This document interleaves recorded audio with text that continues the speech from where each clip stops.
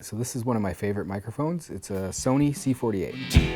If you have any ideas for future episodes, let me know in the comments. Sony is known for things like the Walkman, the Discman, television, stereos, but not a lot of people know that they were heavily involved in the pro audio industry. Came out in about 1979 or 80 and probably discontinued in the early 90s is my guess. It's kind of a rare mic to find, but the good news is not a lot of people know about them. On eBay nowadays, I'd say between $800 and $1,200 when they come up. Compare that to the U87, which is a very sort of similar mic. They're probably used or about $3,000. So they really haven't held their value, and I think it's because people don't really know how great they are.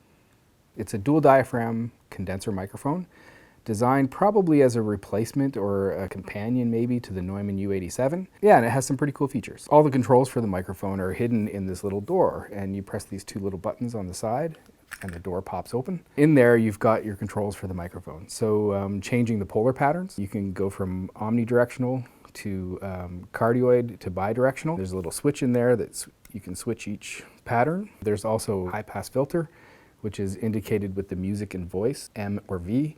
So music is flat response and voice is using a high pass filter. There's also a pad in there, a 10 dB attenuation. There's a compartment for a 9-volt battery. So if you don't have access to phantom power, you can power it with a 9-volt battery. Another cool feature is just the yoke where you screw the microphone in. So you can do these 90-degree turns.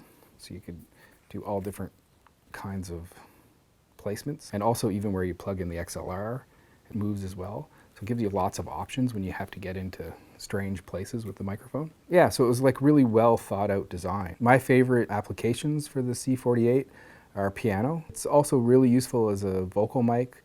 I've used it in omnidirectional with gang vocals where all the singers are around the microphone. Or if there's a group of singers and each has an individual mic, I'll use this on each singer. The characteristic of the mic is really sort of silky smooth, not a lot of brittle high frequencies. So if you're used to a U87, it doesn't sound like a U87, although I think that that's what they were trying to replace. It doesn't really have that high-end sound that the Neumann U87 does, but it has a really warm, pleasant sound. If you want to see the Sony C-48 in action, check out the video I did on how to record a grand piano.